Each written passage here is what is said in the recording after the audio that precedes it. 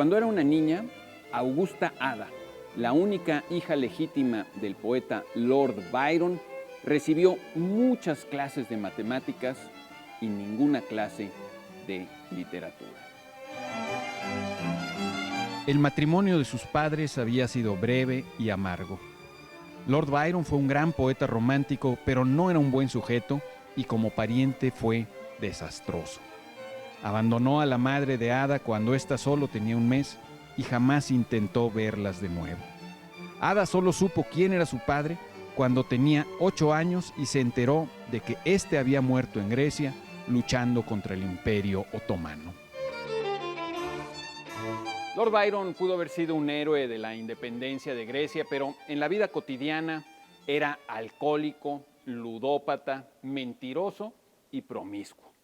Incluso procreó una hija con su media hermana llamada Augusta. Es decir, a su propia hija, Augusta Ada, Lord Byron le puso el nombre de su incestuosa amante. Como ejemplo tan solo de lo truculentas que podían ser sus mentiras, baste decir que Lord Byron afirmaba que su padre se había suicidado cortándose la garganta con una navaja. Pero, al parecer, su padre había fallecido por tuberculosis, una muerte bastante vulgar en aquella época. Así que, con toda razón, su madre no quería que Ada usase el nombre de Augusta, ni que se pareciese en lo más mínimo a su padre. Por eso la acercó a las matemáticas y la alejó todo lo que pudo de la literatura. En 1835, Ada se casó con un aristócrata británico. Hoy la conocemos como Ada Lovelace porque poco después de su boda adquirió el título de Condesa de Lovelace. Ada y su marido tuvieron rápidamente 3 hijos. Para 1840 parecía que ella iba a dedicar el resto de su vida a vivir como vivían las señoras ricas de su época, atendiendo a su familia, sus amistades, sus propiedades y disfrutando de la lectura y de los chismes en sus ratos libres.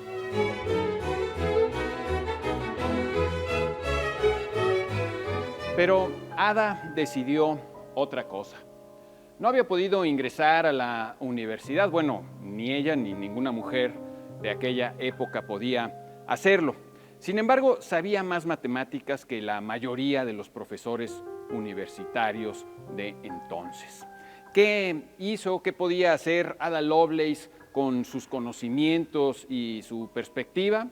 Bueno, pues se reinventó, se transformó por completo y lo hizo en algo inaudito.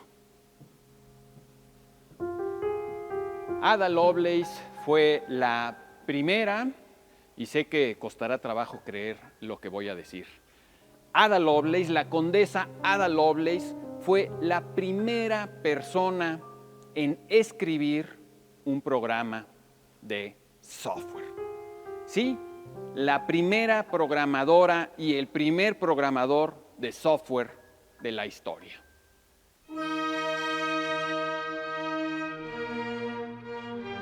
Ada había conocido a Charles Babbage, un matemático, ingeniero, inventor, erudito, que tenía una aguda conciencia de su propia excentricidad. Cuando era joven y estudiaba en Cambridge, Charles Babbage había fundado con sus amigos una curiosa asociación de estudiantes llamada Extractors Club, cuyos miembros se comprometían a liberar a cualquiera de ellos que más tarde fuese encerrado en un manicomio.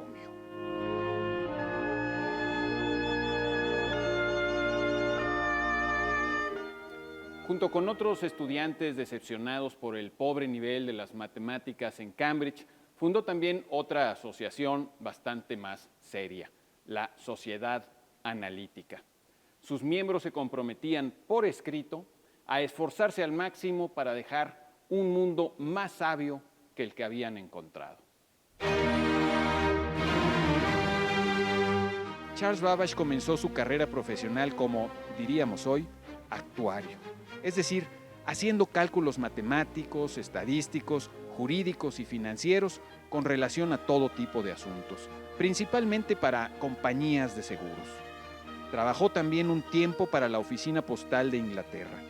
Allí fue el responsable de un gran cambio en la forma en la que se cobraban las tarifas por envío.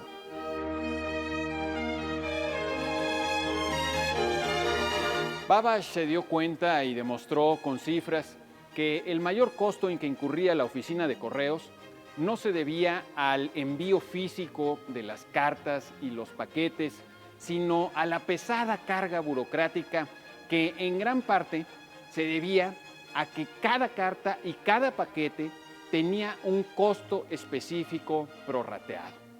Así que por su iniciativa se estandarizaron las tarifas de correos en Inglaterra primero y después en todo el mundo, y los ahorros han sido enormes.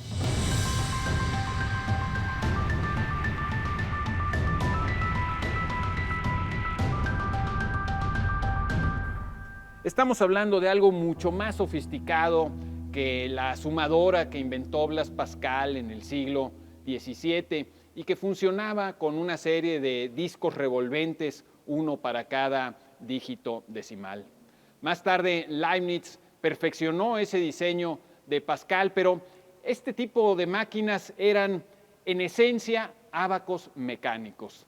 Charles Babbage intentó construir algo completamente diferente, mucho más sofisticado, como he dicho, y su obsesión era que sus máquinas fuesen automáticas.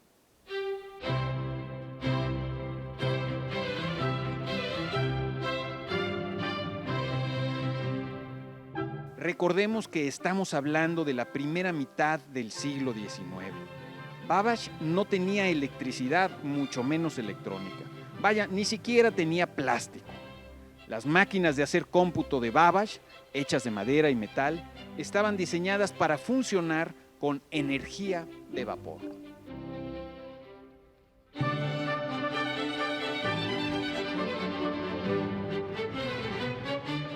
Pese a todo, la última máquina en la que trabajó, llamada motor analítico, tenía la misma estructura modular de las computadoras modernas. Es decir, tenía un CPU o cerebro que él llamaba 1000, tenía también memoria de corto plazo, que nosotros llamaríamos memoria RAM, y se alimentaba con tarjetas perforadas como las que las personas de mi generación pudimos conocer cuando éramos niños.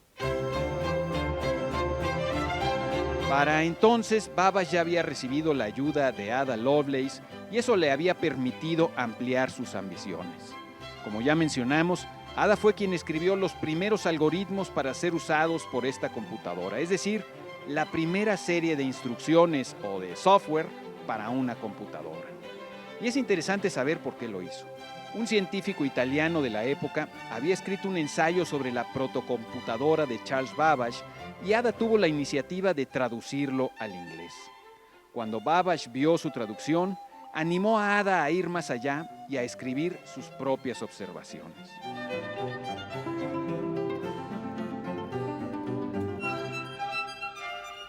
Lo que ella hizo, con exagerada modestia, fue escribir una serie de notas al pie de su traducción. Esas notas valen mucho más que el ensayo del italiano y es por esas notas que hoy podemos considerar a Ada Lovelace como una de las personas más visionarias del siglo XIX. En cierto sentido, la persona más visionaria de su época. El motor analítico de Babbage, programado por Ada Lovelace, no pudo terminarse y nunca llegó a funcionar. Los problemas económicos primero y después, en forma definitiva, la muerte, impidieron a Charles Babbage culminar su proyecto. Babbage creyó que, después de él, el mundo tendría que esperar otros 50 años para que otra persona intentara crear máquinas semejantes a la suya.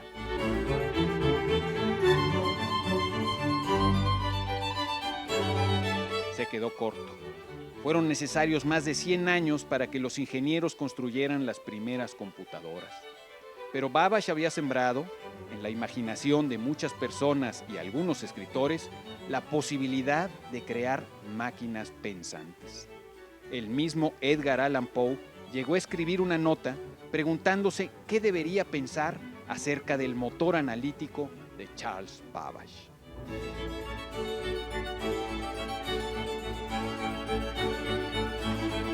Antes de terminar este relato, me falta añadir un mérito más de mi victoriana favorita, Ada Lovelace.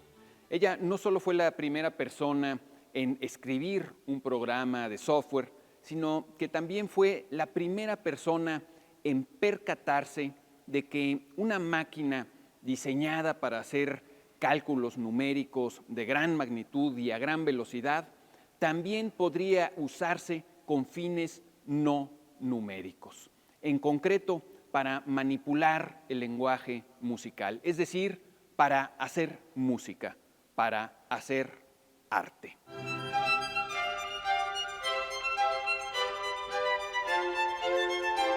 Este es otro salto cuántico en la manera de pensar acerca de una computadora.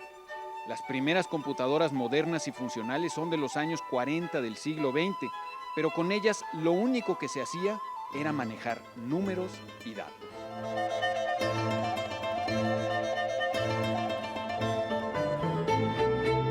Hubo que esperar otros 30 años, hasta los años 60, para que comenzáramos a usar las computadoras con fines artísticos, en la gráfica, en la fotografía, en el video, en la música, en la literatura, etc.